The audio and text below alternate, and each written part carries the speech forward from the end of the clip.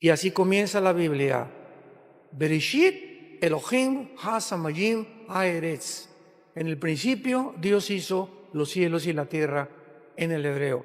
Son 7 palabras del versículo 1 del Génesis. Y el versículo del medio es el Menorá.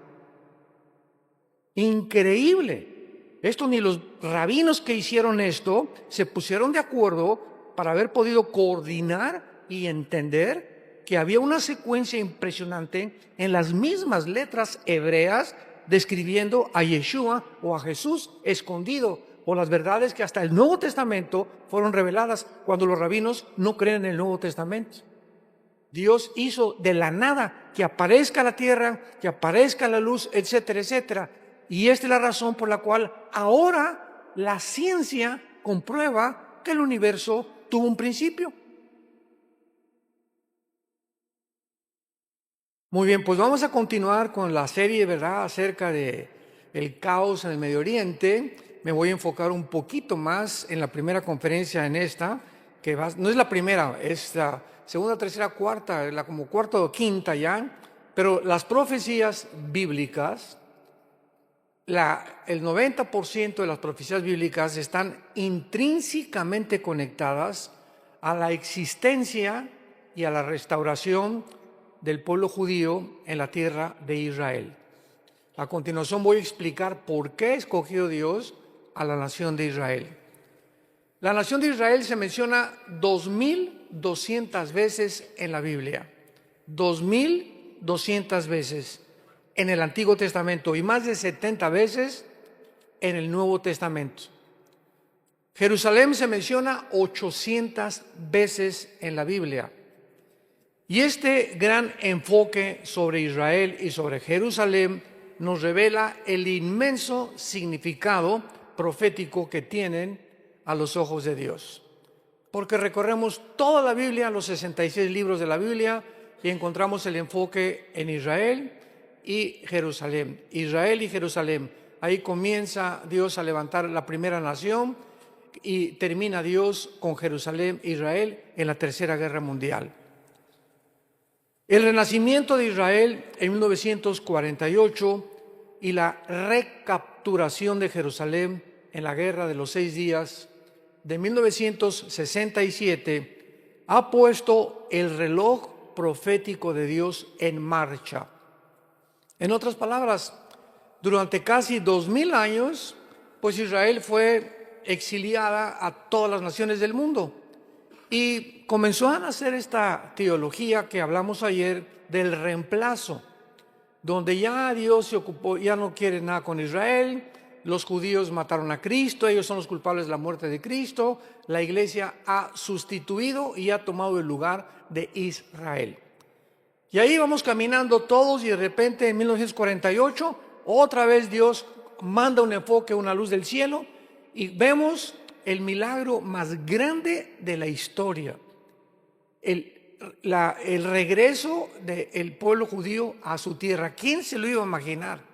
De casi 2000 años de exiliados. Y el 14 de mayo de 1948, todos los ojos otra vez sobre la nación de Israel.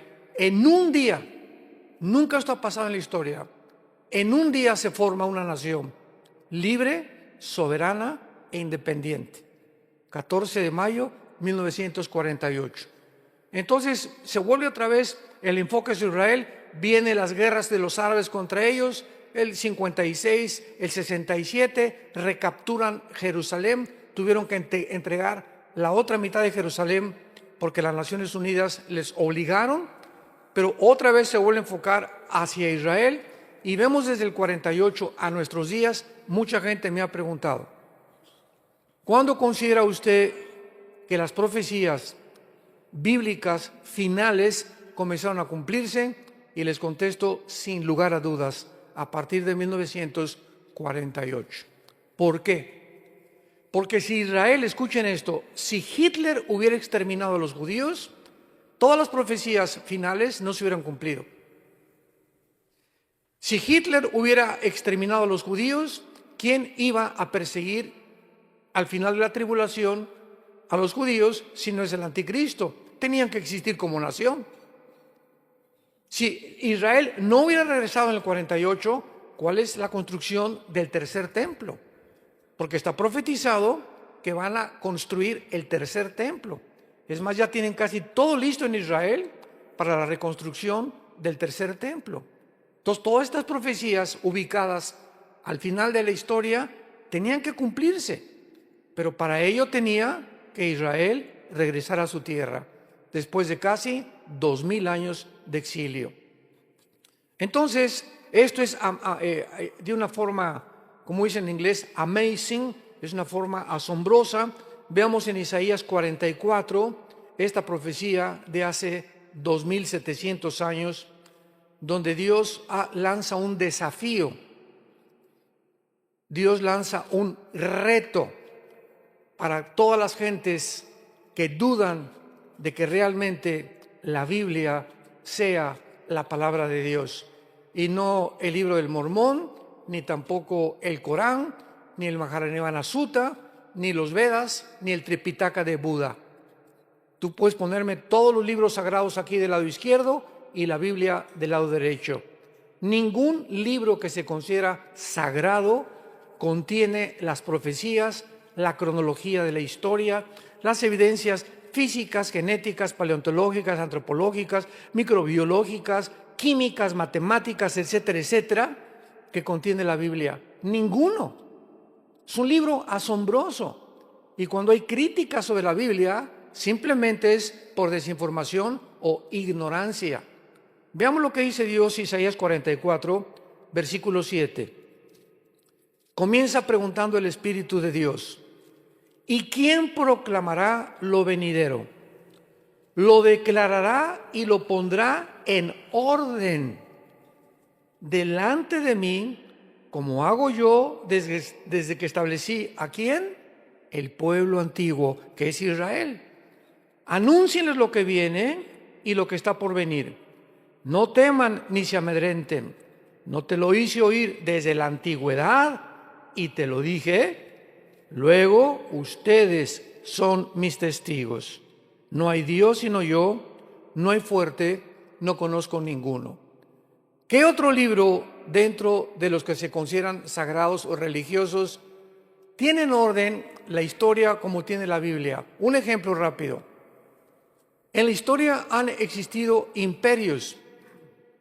Vamos a enunciarlos: el imperio egipcio, el imperio asirio, babilonio, los medos persas, los griegos y el imperio romano. La Biblia describe el orden cronológico en el que iban a aparecer cada uno de estos imperios. Asombroso. Vienes al libro de Daniel, por ejemplo, y hay una visión en el capítulo 2 de Daniel de una estatua gigantesca que el rey Nabucodonosor tiene en un sueño y que ni los astrólogos, ni los magos, ni los hechiceros le pudieron interpretar. Entonces Daniel ora a Dios porque hubo un decreto de pena de muerte del rey Nabucodonosor que el que no le interpretara pues era muerto inmediatamente. Entonces Daniel se pone a orar y Dios le revela a Daniel la interpretación de la estatua del sueño de Nabucodonosor y le dice Daniel al rey Nabucodonosor: la cabeza de oro eres tú, el imperio babilónico. Escuchen con detenimiento. Después de ti vendrá otro imperio inferior, que de acuerdo a la historia fue los medos persas. Y el pecho y los brazos de plata son los medos persas. Después de ti, la cintura, que era de otro metal, el bronce, va a venir otro imperio que fue el imperio griego.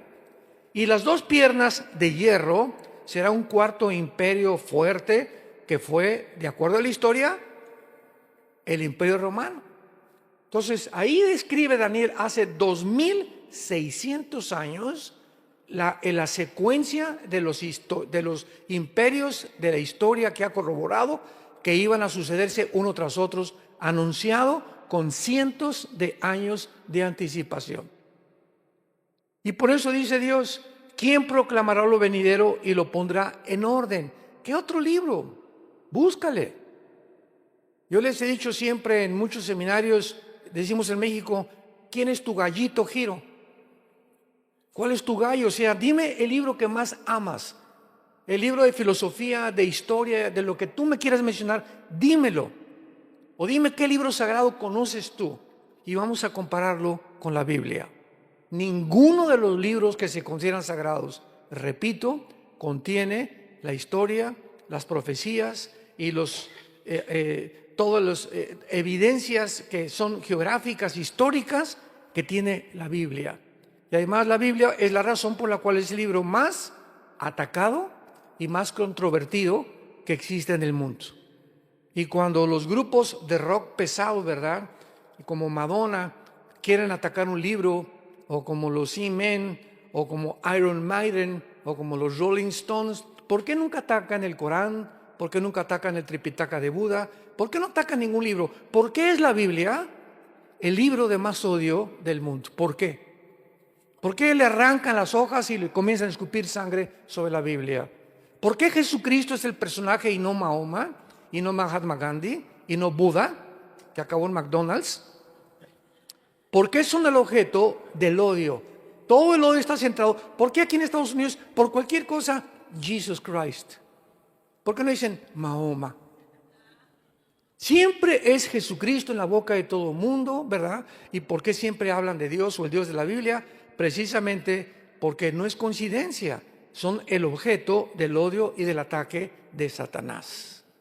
Y ya lo entendemos que no es coincidencia lo que está pasando. Ahora dice aquí en el capítulo 46 de Isaías, denle la vuelta nada más, versículo 9. Isaías 46. Acuérdense, dice Dios, acuérdense de las cosas pasadas desde los tiempos antiguos, porque yo soy Dios y no hay otro Dios y nada hay semejante a mí, que anuncio lo porvenir desde el principio y desde la antigüedad, lo que aún no era hecho, y que digo, mi consejo permanecerá, y haré todo lo que quiero. Que llamo desde el oriente a la ve, y de tierra lejana al varón de mi consejo. Yo hablé y lo haré venir. Lo he pensado y también lo haré. Dice Dios, ¿hay algún libro que te diga o que te explique las tres preguntas más importantes de la filosofía y de la existencia del ser humano? Como número uno, ¿quién hizo el universo? ¿Cómo se originó el universo? Número dos, ¿quién soy? ¿Quiénes somos realmente? ¿Me podrá decir el psiquiatra, el psicólogo, el sociólogo, el antropólogo? ¿Quién soy? ¿De qué estoy formado? ¿Podrán conocer estos seres humanos igual que tú y que yo de qué estamos formados interiormente? ¿Podrán demostrar que hay algo que trasciende nuestra humanidad y nuestra vida física y terrenal? Y número tres, ¿hacia dónde se dirige la humanidad? ¿En qué va a terminar la humanidad? Número uno, nadie podrá jamás decir cómo comenzó el universo. ¿Por qué? Porque para que sea científico, tiene que ser repetitivo. Entonces, como nadie estuvo cuando fue creado el universo, simplemente hay teorías, hipótesis, especulaciones. Y se han inventado como la teoría del Big Bang. Pues comenzó con una explosión del universo. Señor ateo, come here, please. Acércate. ¿Y quién produjo la explosión? Porque la nada no produce nada. Y si seguimos una línea lógica elemental, después de que dice usted que hubo una explosión, ¿podrá la materia producir el pensamiento? ¿Podrá la materia producir la conciencia? La nada no produce nada. Y venimos a la Biblia y así comienza la Biblia. Bereshit Elohim ha-samayim ha-eretz. En el principio Dios hizo los cielos y la tierra en el hebreo. Son 7 palabras del versículo 1 del Génesis y el versículo del medio es el Menorá. Increíble. Esto ni los rabinos que hicieron esto se pusieron de acuerdo para haber podido coordinar y entender que había una secuencia impresionante en las mismas letras hebreas describiendo a Yeshua o a Jesús escondido o las verdades que hasta el Nuevo Testamento fueron reveladas cuando los rabinos no creen en el Nuevo Testamento. Impresionante. Entonces la Biblia nos muestra que fue hecho el universo de la nada. Hebreos 11, 1 y 2. De lo que no existe, Dios hizo lo que existe. Se llama ex nihilo. O sea, fue hecho de la nada. Dios hizo de la nada que aparezca la tierra, que aparezca la luz, etcétera, etcétera. Y esta es la razón por la cual ahora la ciencia comprueba que el universo tuvo un principio.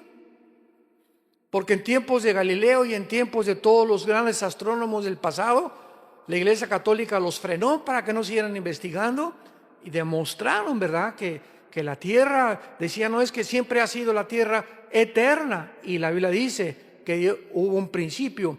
¿Cuándo comprobaron que la tierra tuvo un principio? Cuando descubrieron las leyes de la termodinámica. Las leyes de la termodinámica, damas y caballeros, santos de Dios, son las dos leyes físicas que rigen todas las demás leyes del universo. La primera ley explica claramente que nada se crea ni se destruye. Y la segunda ley de la termodinámica establece físicamente que todo tiene un proceso de descomposición, de deterioro, que todo se echa a perder. Esto se tiene que echar a perder, mi coche se tiene que echar a perder, yo estoy muriendo celularmente, todo absolutamente. El sol pierde millones de toneladas de masa por minuto. El universo está bajo una ley que antes de que se descubriera las leyes de la termodinámica, la Biblia le llama la ley de la corrupción. Todo tiende a echarse a perder, todo tiende a corromperse, tal como la Biblia lo estableció miles de años antes que ni siquiera se descubriera la física. Así que esto es increíble. Cuando tenemos toda esta información, nos damos cuenta que la Biblia sobrepasa la comprensión de la misma ciencia, porque antes que la ciencia descubra algo, la Biblia se anticipó. Y luego, ¿quiénes somos nosotros? Bueno, pues hasta el siglo pasado aparece un doctor llamado Sigmund Freud, padrino de muchos de ustedes. Y Freud comienza, él rechazó, no, la Biblia no la quiero estudiar, su mamá se la quería enseñar, me voy a poder estudiar y voy a hipnotizar a mis pacientes, dijo Freud, para descubrir a través del hipnotismo en pacientes de neurastenia, que a través del inconsciente, del consciente los voy a llevar al inconsciente para que descubra lo que hay en el subconsciente y tratar en su conducta subconsciente que está en el cerebro, tratar de corregir la esquizofrenia, la paranoia, la psicosis, la psicopatía, la patología, etcétera, etcétera. Entonces Freud creyó que nosotros teníamos un problema en la psique, de venir la palabra mente, y se equivocó rotundamente, porque la Biblia nos dice que hay otro elemento más profundo que la mente, que es el origen de los problemas mentales, y es el espíritu. Entonces, ¿quién nos puede decir que existe el espíritu? No se puede meter un aparato de rayos X y detectar, somos espirituales. No, la Biblia nos los revela, somos un espíritu. Tenemos un alma, que es la psique, donde están las emociones, los sentimientos, la voluntad y el intelecto, y vivimos dentro de un envase, una cáscara, una botella, que se llama el cuerpo humano. El cuerpo humano se va deshaciendo cada día más y más y más, pero el alma y el espíritu son eternos, tanto para los que van a ser condenados eternamente, como para los que tienen la salvación eterna también. Entonces Freud se equivocó. Y así vienen, ¿verdad? No, el problema, Carlos Marx, 50 años antes de Freud, el problema es la lucha de clases. Y si el proletariado derriba a la burguesía, si los pobres derriban a los ricos, se acabó el problema. El problema está en los ricos que explotan, los reyes, etcétera, etcétera. Vamos a derrumbarles y vamos a quitarles todo y que los pobres tomen el poder. Y así nació la ideología del comunismo. Y cuando pusieron en práctica esto, ahí tienes a Cuba. La revolución por acá y por allá. Ahí tienes a Rusia, ahí tienes a Mao en China. Ahí tenemos tantos ejemplos actualmente, ¿verdad? Venezuela, etcétera, etcétera. Lo que están haciendo ahorita en Colombia es inconcebible. Pero ahí está la ideología. Se demostró en el 91 que cayó el comunismo. Se demostró que no funciona. Y así el ser humano ha sido una búsqueda continua en ideologías, en procesos, en proyectos, en descubrimientos para tratar de descubrir de dónde somos, quiénes somos, cuál es el problema del ser humano, cómo se puede hablar a la sociedad. Y siempre hemos hecho el ridículo porque no somos dioses. No somos dioses. Ahí está la soberbia del ser humano, la que nos ha llevado al estado en el cual nos encontramos actualmente. Muy bien, Dios creó el universo y vamos a seguir una línea de lógica. Si Dios crea un planeta que se llama el planeta Tierra, Dios pone alrededor del planeta Tierra lo que se llama la atmósfera, que es casi el 90% de nitrógeno mezclado con oxígeno y otros gases. Entonces, ahorita yo camino por todos lados, voy a China, voy a Alaska, donde quiera, y hago esto. ¿Qué es lo que estoy respirando? Estoy respirando un gas, estoy respirando algo que exactamente es lo que necesitan mis pulmones para poder vivir. El oxígeno es lo que le da la vida a mi cerebro y a mis neuronas. Me voy a la luna, me muero. Me voy a Marte, me muero. Y están pensando en tener luna de miel en la luna. O como dijo Elon Musk, ¿verdad? Vamos a salir en un cohete, nos vamos a Marte y vamos a trasladar de la Tierra a Marte. Preparémonos porque en 10 años vamos a irnos a Marte a vivir. Son marihuanadas. ¿Cómo se atreven estas personas que supuestamente en el siglo XXI son calificadas como personas inteligentes, Elon Musk y Noah Harari y Klaus Schwab y todos estos que están dentro de este ambiente de la tecnología? ¿Cómo se atreven a decir eso? Por más que, ¿cómo vamos a ver el oxígeno a Marte? ¿Cómo le voy a dar un beso a mi esposa? ¿Con una escafandra? Mejor me voy a Cancún, de luna de miel. Bueno, son tantas tonterías, pero siempre aspirando, ¿verdad? Y la Biblia declara claramente que Dios formó este planeta a comparación de todo el universo que existe con las condiciones, los árboles.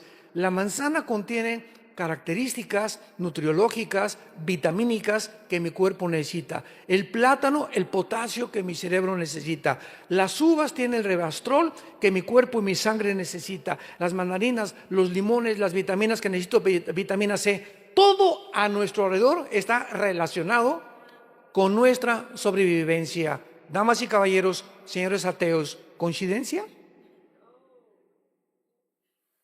¿Coincidencia? ¿Cómo es posible que nos atrevamos a creer que aparecimos por coincidencia? El mar, el agua que tenemos, las montañas, las puestas de sol, nos ha puesto Dios en un huerto, en un paraíso maravilloso. Y este paraíso lo hemos convertido en un basurero. Ya contaminamos el agua del mar, ya contaminamos la comida, ya contaminamos el aire, ya contaminamos el agua, hemos contaminado todo a nuestro alrededor, demostrando que el diagnóstico que Dios tiene en la Biblia es verdadero. El ser humano es autodestructivo. ¿Por qué fuma, don Pancho? Porque me gusta, pastor. Oye, ¿qué dice en la cajetilla? Este producto es nocivo para la salud. ¿Qué no le ha leído? Chichepo. ¿Y entonces por qué sigue fumando? Porque me gusta. O sea, su razón no funciona. Mi razón me dice, me estoy envenenando, pero mis gustos y mis pasiones dominan mi manera de pensar, demostrando que somos autodestructivos. ¿Por qué se emborracha, don Pancho? ¿No sabe que el alcohol le da cirrosis, el hígado, el estómago, los pulmones, la garganta, el esófago, la tráquea, la lengua, los ojos van a parecer calavera en 5 años cuando los tenga usted de tanto tequila que toma? Sí, lo sé. ¿Y por qué se sigue emborrachando? Si sabe que está echando a perder su vida, echando a perder su matrimonio, sus hijos y su trabajo, ¿por qué lo hace? porque me gusta. O sea, esto nos demuestra que el ser humano no es gobernado por la razón, sino por sus pasiones. Tal como lo dice Romanos 7, el mal que no quiero, eso hago. El bien que quiero hacer, no lo hago. Porque cuando quiero hacer lo bueno, cuando quiero dejar el cigarro, cuando quiero dejar el alcohol, cuando quiero dejar la pornografía, encuentro que hay un poder dentro de mí, sígame con cuidado, un poder dentro de mí maligno, que me lleva a hacer lo que yo no quiero. Yo no quiero fumar, pero me gusta. Yo no quiero la pornografía, pero me siento atado como un esclavo. Yo no me quiero emborrachar, pero me siento... Y entonces se inventan centros de rehabilitación, alcohólicos anónimos, etcétera, etcétera, para tratar de ayudar a la gente a salir de sus prisiones en las que nos encontramos. Y no hay ningún antídoto. Un psicólogo, un psiquiatra, ningún hospital psiquiátrico puede sanar a nadie. La Biblia dice que hay solamente un antídoto, se llama la sangre de Jesucristo.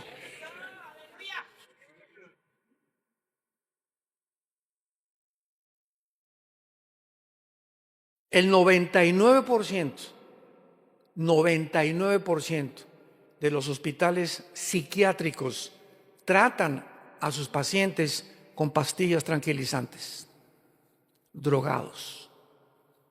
No hay otra manera de controlarlos más que a través de Ecuanil, Seconal, Prozac, etcétera, etcétera. Porque no hay métodos. El ser humano no puede cambiar a ninguna otra persona. Le quitan el cigarro, le quitan el alcohol, pero sigue mintiendo y sigue haciendo aquello y sigue golpeando a la esposa, etcétera, etcétera. Es como cortar ramas. Pero Jesucristo viene a la raíz del problema, a nuestras vidas. La raíz es espiritual. Nos comportamos como nos comportamos y la mente la tenemos como la mente porque espiritualmente estamos muertos. Sin el poder de vencer aquellos vicios que nos han atado durante tanto tiempo. Y es por eso Jesús dijo, cuando conozcas la verdad, te hará libre. Es la verdad la que nos hace libre. ¿Qué significa? La ignorancia te mantiene en la esclavitud, que es totalmente lo contrario. Entonces, Dios, después de que hace todo eso, es lógico que forma a un pueblo especial. Adán comienza a reproducirse, tiene hijos, hermanos, hermanas, etcétera, etcétera. Durante los primeros 1500 años, de Adán al diluvio hubo 1500 años. Entonces Noé lo levanta Dios, de sus 3 hijos se forman todas las más de 70 naciones del mundo bíblicamente, y después Dios comienza en el capítulo 12 a llamar a un hombre llamado Abraham. Sin la H, era Abraham, no era Abraham todavía, padre de las naciones. Y a través de este hombre le dice a Abraham, vente y salte de tu tierra y te voy a enseñar y te voy a hacer un pacto contigo. Vayamos a Génesis capítulo 12 para que veamos el inicio y la comprensión de la nación de Israel. Una vez me preguntaron, ¿y por qué Dios escogió a Israel? Y le dije, ¿por qué le dio la gana?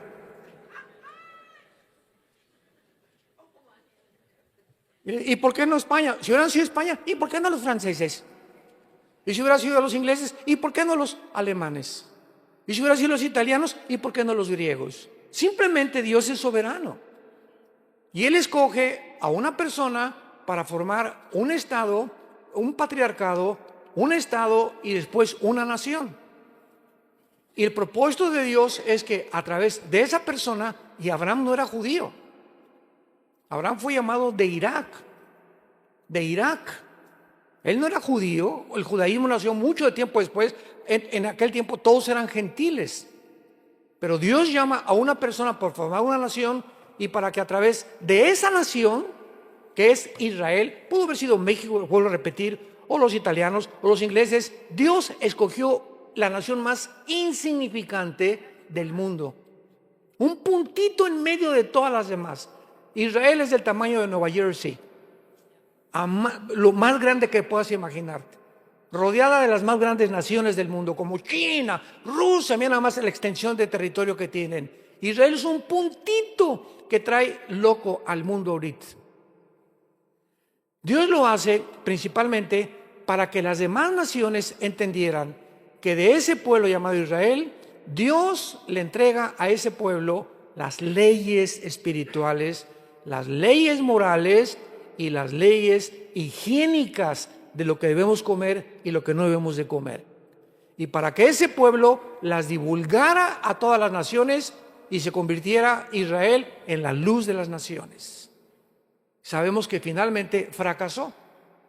Pero dice Génesis 2, Jehová había dicho a Abraham, vete de tu tierra y de tu parentela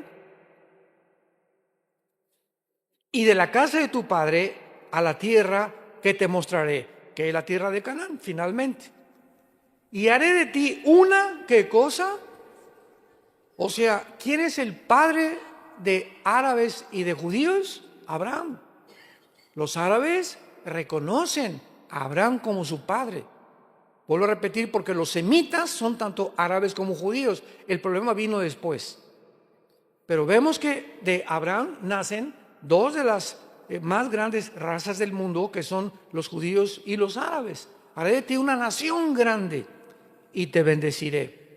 Y engrandeceré tu nombre y serás bendición.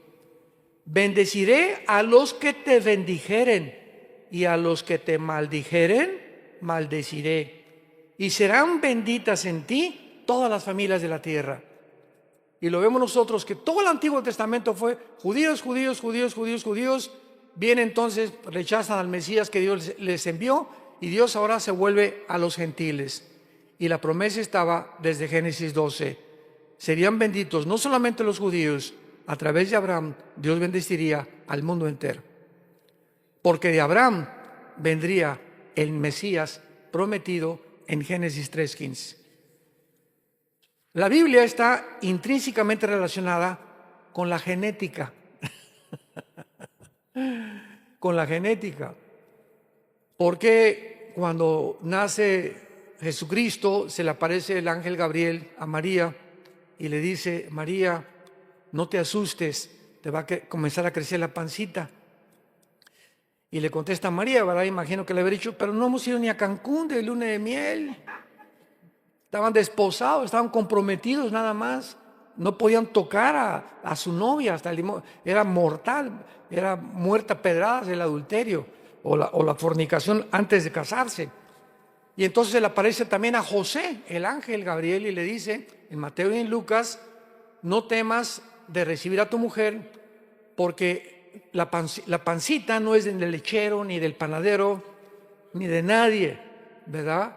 Ese santo ser que van a hacer no es tuyo, pero no te asustes. Ella no ha sido adúltera, sino que ha sido escogida por Dios para que lo que nazca sea llamado el producto del Dios Altísimo. Y ustedes no le van a poner nombre, ¿eh? Dios dice que le pongan Yeshua, que le pongan Jesús. La pregunta es la siguiente: ¿por qué José y María no podían tener relaciones? Porque tú y yo hemos nacido de papi y de mami, todos nosotros. ¿Por qué Jesús no podía nacer de la relación física entre un hombre y una mujer como toda la raza humana? Aquí está la genética. Y no es hasta 1954, querido, que el doctor Crick y el doctor James Watson se les dé el premio Nobel de Medicina por descubrir la hélice o la molécula del ADN, el DNA, o el ácido desoxirribonucleico. Y cuando se descubre el ADN, aunque ya Mengele había descubrido las leyes de la herencia en 1800 del siglo anterior, pero solamente descubrió que había leyes hereditarias cuando comenzó a mezclar chícharos. Hasta que se descubre la molécula del ADN, se comienza a entender verdaderamente la biología del ser humano. Los hombres tienen el cromosoma Y que no tienen las mujeres. Las mujeres tienen los dos cromosomas X que no tenemos los macho camachos. ¿Y qué es lo que determina el género? Vean ustedes todo esto alrededor de los pseudocientíficos que nos rodean, que están negando la identidad de género. Le preguntaron el otro día un hombre de color, le preguntaron que era pastor, ¿nos puede usted decir que es una mujer? Dijo claramente, mi mamá. O sea, todos los que son mamás son mujeres por el amor de Dios. O sea, los hombres no tenemos vagina. Los hombres no tenemos el órgano de reproducción que tiene una mujer. Entonces, ¿qué es una mujer? Es muy fácil. No necesitamos la Biblia para saber que es una mujer. La ciencia nos los dice. Si tienes el cromosoma XX, eres mujer. Si tienes Y, eres hombre. Vístete de china poblana, vístete de la princesa de Persia. Si eres hombre, nadie te va a cambiar. Si tienes el cromosoma Y, eres hombre. Y lo que determina el género es la biología y la genética. Entonces, cuando cayó el pecado en Adán, ¿qué fue lo que se infectó? Porque el hombre es el transmisor, la semilla la traemos nosotros. Y las mujeres reciben, son la receptora de nuestra semilla o del esperma. Entonces, cuando el pecado entra al ser humano, lo primero que se infecta es la genética. Antes los leones no rugían y las plantas no tenían espinas, las rosas, los animales no tenían veneno, las culebras, las tarántulas, etcétera, etcétera. Toda la creación estaba completamente bajo el gobierno de Adán y Eva. En el momento que el ser humano peca, síganme con cuidado, el momento en que entra el pecado, inmediatamente la creación alrededor se infecta genéticamente. Cambia la genética de los leones, porque el chip que había puesto en los leones era que no rugieran, ni que mataran, ni se alimentaran de carne viva. Y ahora iban a tener que matar a una presa inferior para poder sobrevivir. Las rosas comenzaron a salir la espina, comenzaron las tormentas, porque toda la creación está relacionada con la moral del ser humano. Mientras más pecado hacemos, el mundo se vuelve nuestro enemigo.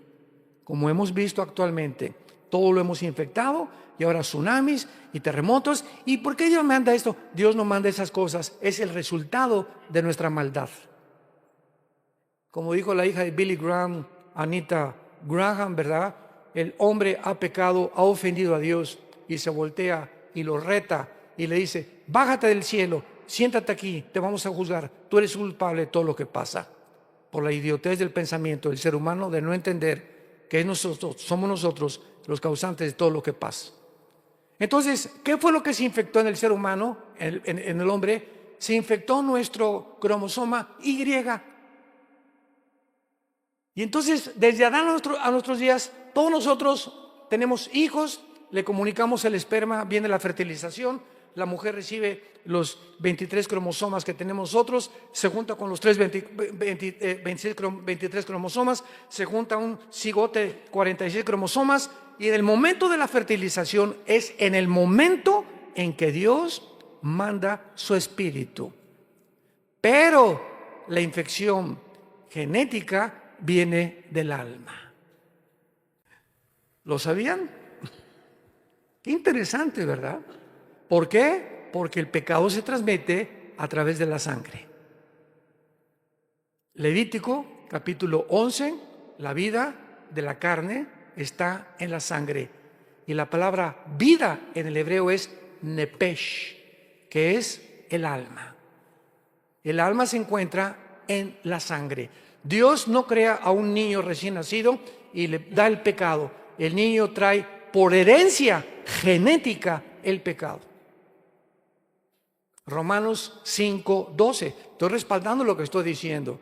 Dice Romanos 5:12 Pablo, así como el pecado entró al mundo por un hombre, escuchen, hace 2000 años que escribió Romanos. Así como el pecado pasó, ahí está hablando de una transmisión. El pecado pasó a todos los hombres y por eso tenemos que morir. Entonces, ¿cómo pasó? No se podía descubrir ese paso, esa transmisión, hasta que se descubrió la genética. 1954. El pecado se transmite genéticamente. Y hace poco, la semana pasada, mi esposa le enseñé un video que me mandaron, donde se acaba de descubrir con tanta tecnología que hay ahorita, que en el momento de la fertilización, el óvulo, así lo filmaron con unas cámaras especiales, comienza por primera vez, esto es único en la ciencia moderna, comienza el óvulo a emitir una luz que nunca habían visto y comienza a ser así, mandando luz. Ahí traigo en mi DS, se los mando si quieren. Comienza el óvulo a hacer así, a mandar luz. Y la ciencia ahí se quedó, ¿no? Y le dije a mi esposa, mira lo que dice el Salmo 139, mi embrión vieron tus ojos. Porque ahorita los médicos, ¿cuándo comienza la vida? Al mes, a los 2 meses, a los 4 meses. ¿Sabes qué? Nadie puede saber cuándo comienza la vida más que Dios. Y bíblicamente, en el momento de la fertilización, somos seres humanos.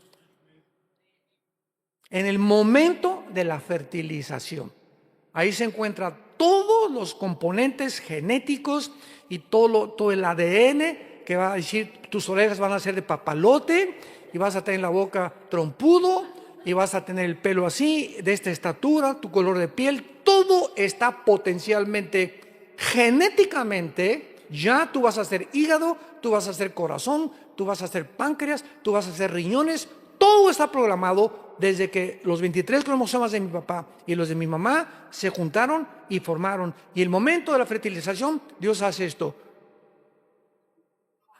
Y comienza a brillar, porque el espíritu viene de Dios. Cuando mi perro se juntó con mi perra, no hizo Dios así.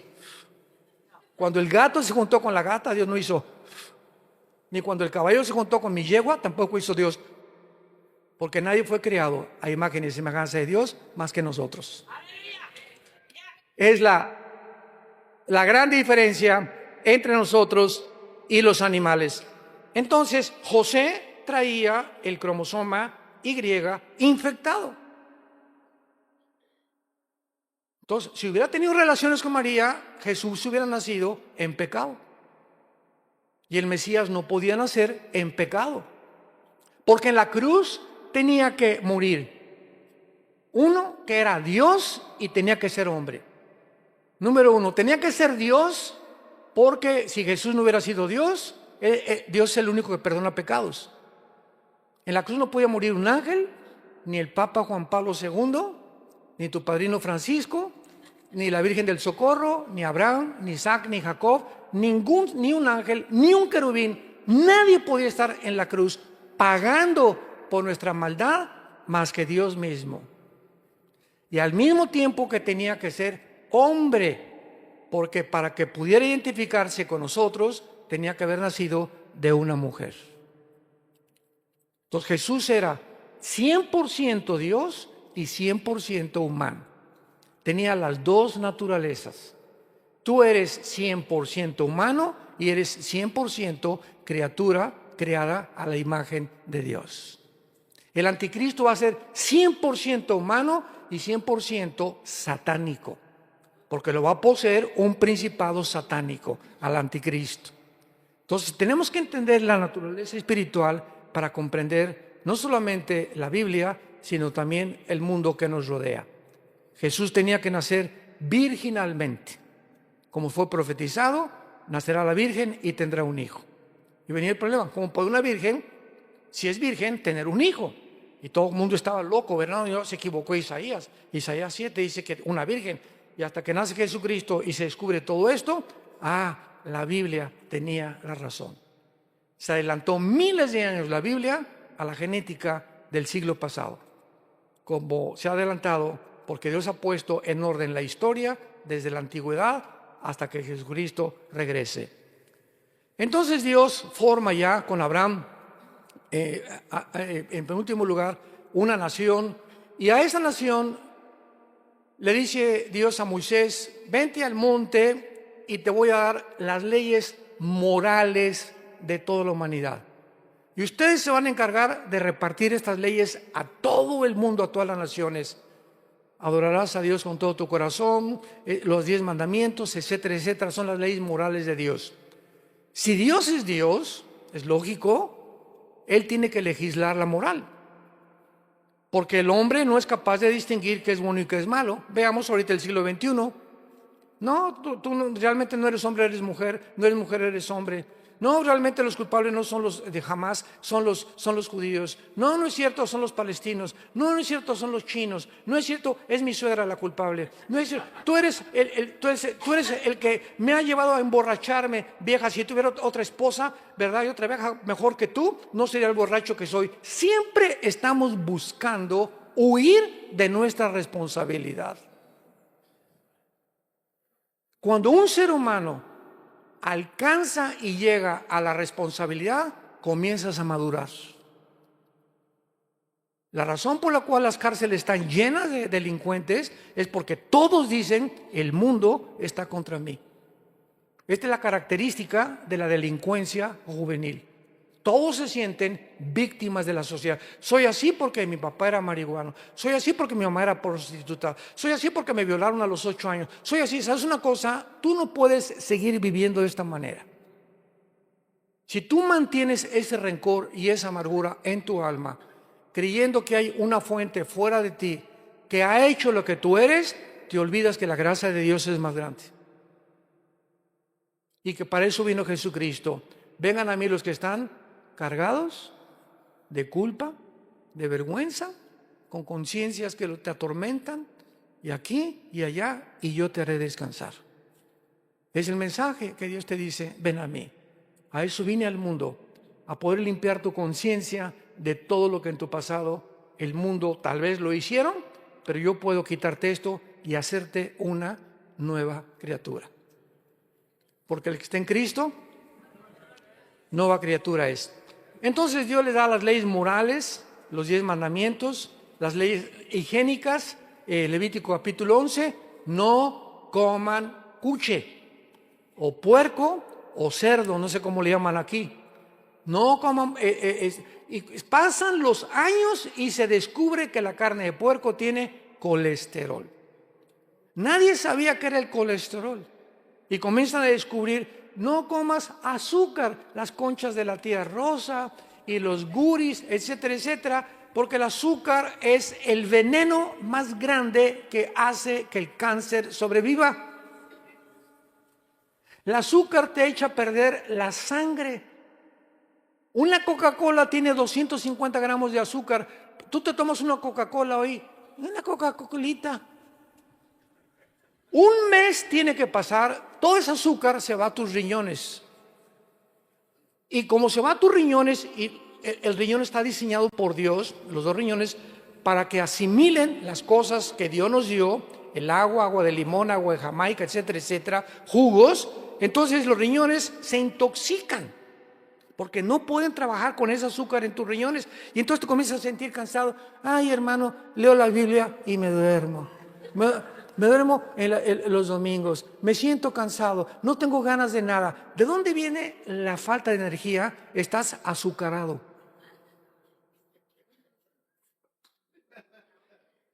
Dios nos dio las leyes: no coman ustedes conejos tampoco, no coman la langosta, es el plato más caro y el que más colesterol tiene. Qué inteligente es el diablo, ¿verdad? Y nos da las leyes de la alimentación para que sepamos distinguir que en las mañanas, lo primerito que tenemos que tomar no es: por el amor de Dios, se los suplico, se los ruego, no sea el café. Imagínate, es una como Hoy Express tu estómago, le pones ácido, y peor que no tenga crema. Todavía capuchino. Y todo, lo primerito que llega es café, y comienza toda tu flora intestinal a asimilar todas estas cosas, todo el ácido, comienza a producirte problemas de gastritis, etcétera, etcétera. Lo primerito que el estómago tiene que recibir es fruta.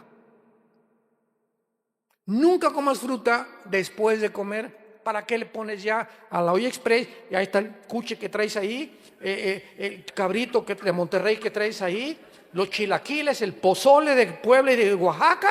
Y arriba la fruta, pues ya no, tu estómago ya no puede jalar la fruta, todas las vitaminas que necesitamos, que es lo primero que tienen. La fruta es lo más alimenticio que existe, y las lechugas y las ensaladas. Y después ya ponle todo lo que quieras, huevos, omelette, pero tiene que tener fruta en ayunas el estómago. para que funciones con salud.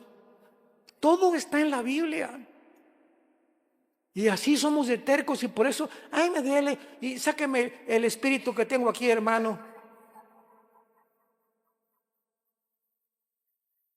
Señor de los cielos, espíritu de retortijón. Dios le da las leyes morales a Dios, las leyes higiénicas, y Dios en Deuteronomio le da las leyes civiles de cómo gobernarnos. ¿Cómo debe un gobierno gobernar al pueblo? Y esta bendición se encuentra no en el derecho romano, no en los griegos, se encuentra en la Biblia.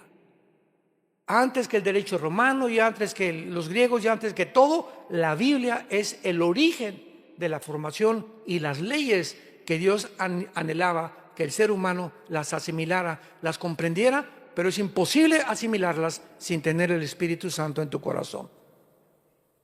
Y es lo que en esta mañana Dios quiere que tú entiendas, que esta nación fue escogida por Él precisamente para que pudieras a través de la Biblia, porque la Biblia viene de los judíos. Cristo era judío, los primeros apóstoles eran judíos, la primera iglesia fue judía. Y te bendeciré a los que te bendijeren. Y a través de la historia, todas las naciones que han maldecido y las personas a Israel han recibido la maldición. Ahí está el peligro del antisemitismo. No seas tú una persona que se encuentre maldiciendo al pueblo escogido de Dios. Oremos por Israel, oremos por los palestinos, oremos por los árabes, oremos por los mexicanos, oremos por esta nación, porque somos un pueblo que tenemos que interceder por todas las naciones del mundo. Pero nunca maldigamos ni a Israel ni a los mexicanos. Nunca salga de tu palabra y de tu boca ninguna maldición hacia ninguna persona. Porque cuando tú maldices a alguien, se te regresa. Como un boomerang, lo que tú siembras, tienes que recoger. Oremos. Señor, gracias en esta mañana por tu palabra. Ustedes son mis testigos, dice tu palabra, que tú eres Dios. Y recibirán poder cuando el Espíritu Santo venga sobre ustedes. ¿Con qué propósito has entrado a vivir en nuestra vida, Señor? Para ser testigos. Principalmente para dar al mundo a conocer tu amor en esa cruz. Porque de tal manera amó Dios al mundo, a palestinos, árabes, judíos, mexicanos, a todas las naciones del mundo las ama Dios y a todas las llama al arrepentimiento. Dios quiere entrar a tu vida en esta mañana y convertirte en un testigo. Un cristiano es una persona que habla de Cristo. Tú no puedes llamarte cristiano ni te atrevas a llamarte cristiano si desde el momento que tú te convertiste a nadie le has hablado de Cristo. No somos cristianos de la secreta. No tengas miedo delante de los hombres ni vergüenza de tu familia de llamarte hijo e hija de Dios, porque el que me confiese delante de los hombres, yo le confesaré delante de los ángeles. El que me niegue delante de los hombres, por amar más la gloria de los hombres, le negaré también delante de los ángeles. Te damos gracias, Jesús, por tan grande sacrificio. Fuiste crucificado, enterrado y resucitado a los 3 días. Y en este momento estás tocando la puerta de los corazones de los que te escuchan. Es Dios el que en este momento te está llamando y te está diciendo: ven a mí y encontrarás paz y descanso para tu alma.